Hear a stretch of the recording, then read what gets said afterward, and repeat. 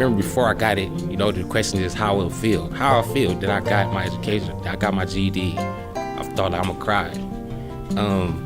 But it's like, really, will I cry? I actually really cried.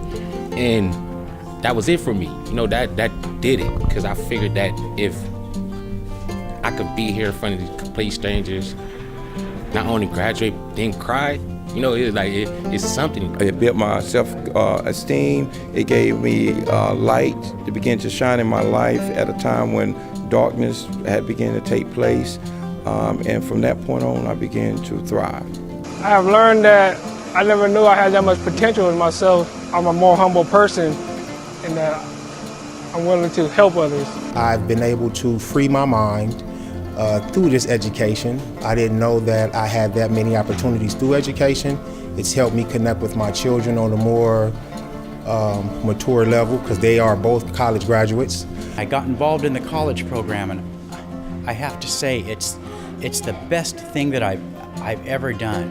Even though I'm older, I don't care. I want to learn. I got an education because I was making all the wrong decisions, and I decided that I had to do it for myself and for my family.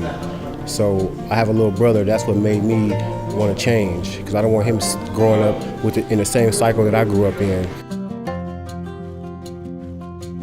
In the beginning, they were kind of surprised because, you know, education was never really my thing in the beginning stages of my time, you know, but when I realized that education is like a paradigm, it's a shift in my ideals, my thinking, my behavior. So with that, I began to share it with them what I'm doing, and they overjoyed. All my family is close. I moved up north, so it's pretty good. Everybody's pretty much behind me.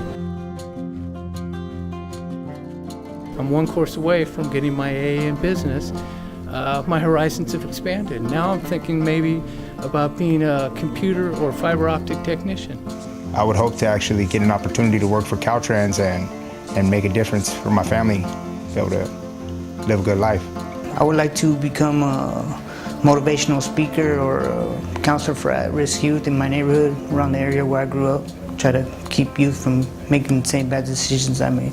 I would like to be a counselor and give back to the community, share my story with some people, and maybe my story can touch someone where they want to move forward in life. In October this year, I got found suitable for parole, which, if everything goes well, I'll be out of here in February, and I plan on taking what I've learned in prison out there into the community, getting into a four-year university, seeing how far I can go with that. And then I want to parlay my experience and the education that I've been blessed with in prison to be able to help some make positive changes in the community.